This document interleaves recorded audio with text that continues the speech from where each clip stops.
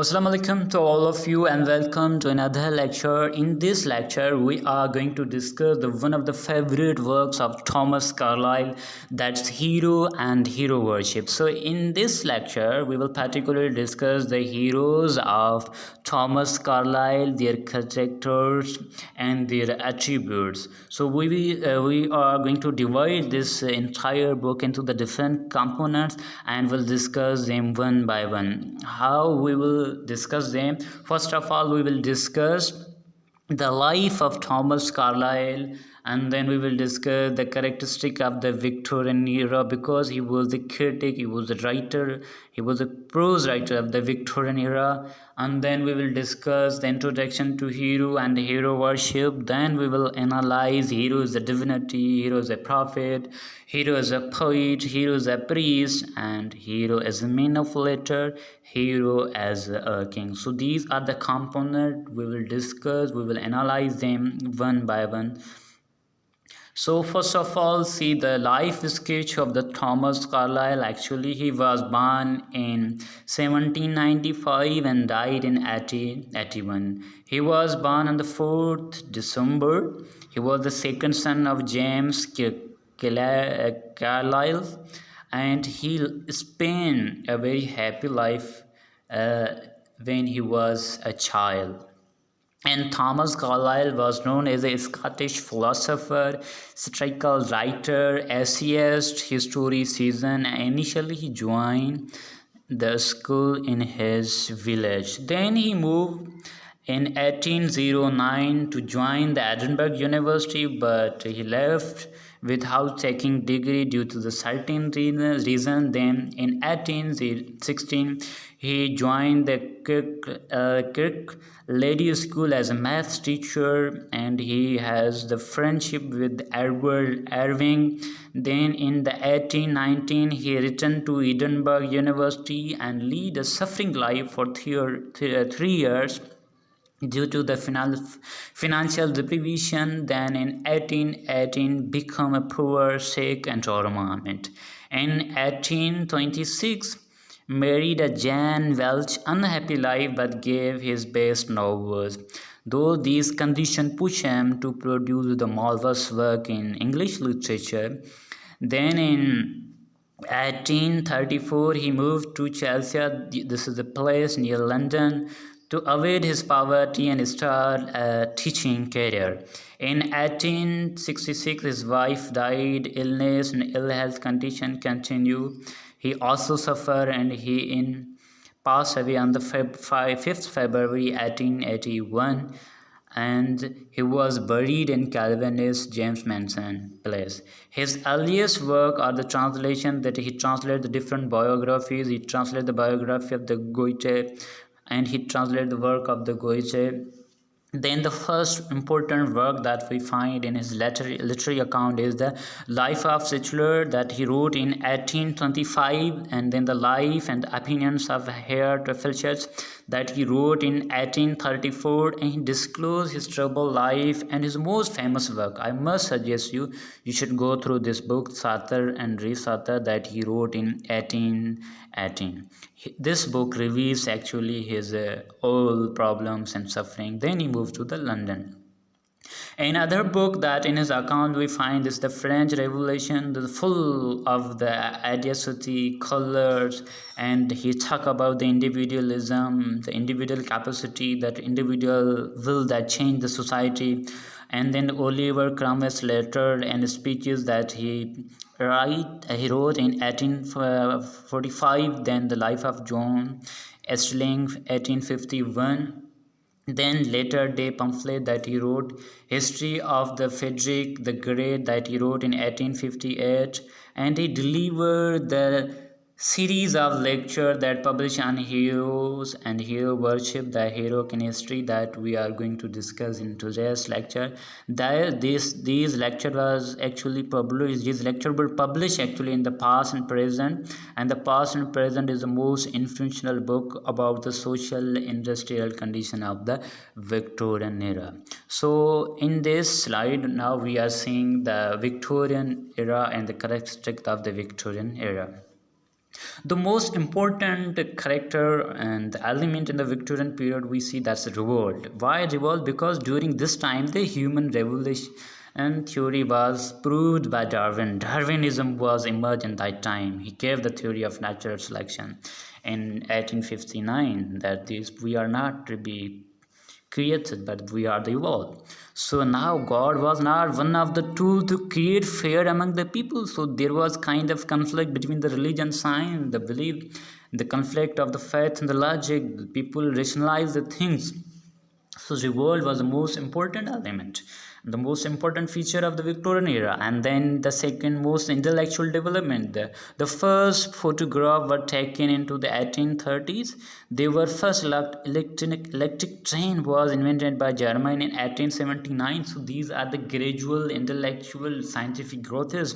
And then they proposed the new education systems, the new education system that proved these people and pushed these people to the rational logical thinking. They raise a question, they discuss the everyday problems, they think about the progress, they develop their vision to how to grow up, how to develop the society, how to develop the moral code and conduct, how to become a more logical, more rational, how to remove these superstitions, so-called orthodox thinkings, how we can build up a progressive and peaceful society.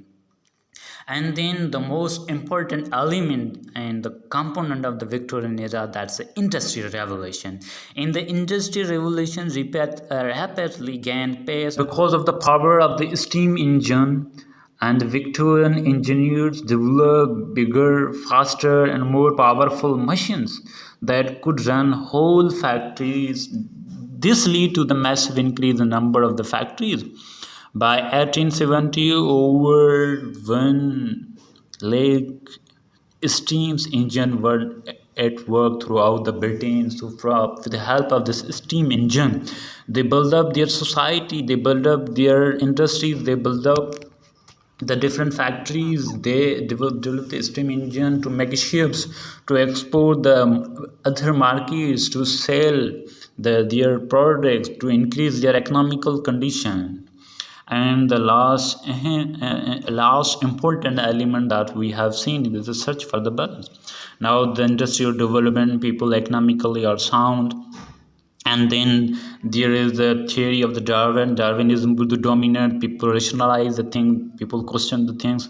So here is the conflict between the faith and the religion, faith between the science between the religions. People rationalize the thing, people question the things, people see the things categorically, philosophically. So here was a search for the balance, how we can keep a balance between the religion and the science. So this period was the writers tried to balance the romantic as well as the classical influence.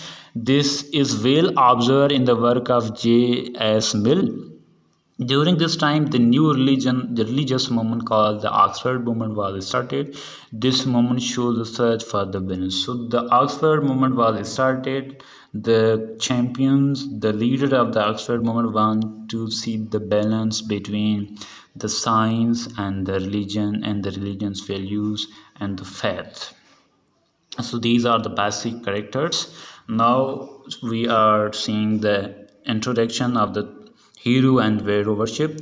Thomas Carlyle's on heroes and hero worship and the hero in history remains one of the best repositories in English of the development in late Romanticism called the heroic vitalism. So this book is all about the vitalism of the heroes, why we need the heroes, what are the qualities of the heroes, and how these heroes actually change the fortune of the human being, how these heroes, they change their societies, they change their people, and they change their conditions, and how they fight and how they sustain and how they bear and how they suffer and how they cope up these all problems. So this book actually talk about the heroic vitalism, and this is a series of the 6 lectures that Carlyle divided into the London audience in the 1840, represent not so much soundly based ideas about the making of history as it is Carlyle's view of how the world would be powerful and inspired people were to have the power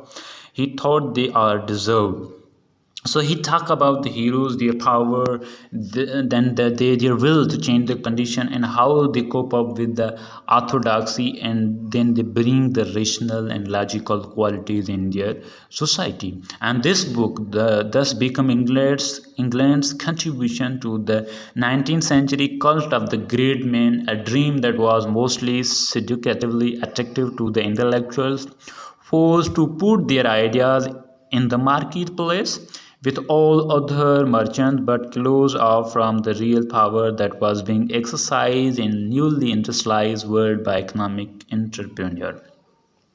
So why the Carlyle bring these heroes into the 19th century when industry was dominant, when the less rational logical thinking was done? Because now the people are the corrupt in industrial area. Now the people are exploiting, manipulating the common people. Child labor was the common.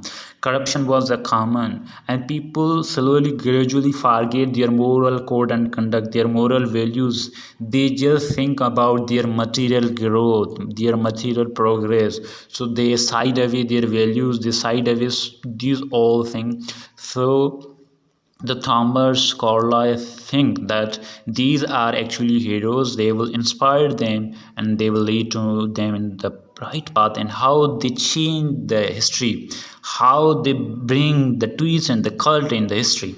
So these are the qualities of the heroes. Therefore, he bring into the 19th century to tell, to preach, and to taught them certain values that the heroes actually possess.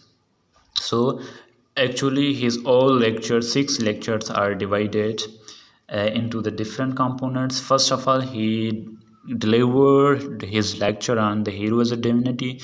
In hero as a divinity, his hero is Odin. He was the paganism. Actually, paganism were those people who believe in the spirit of the nature.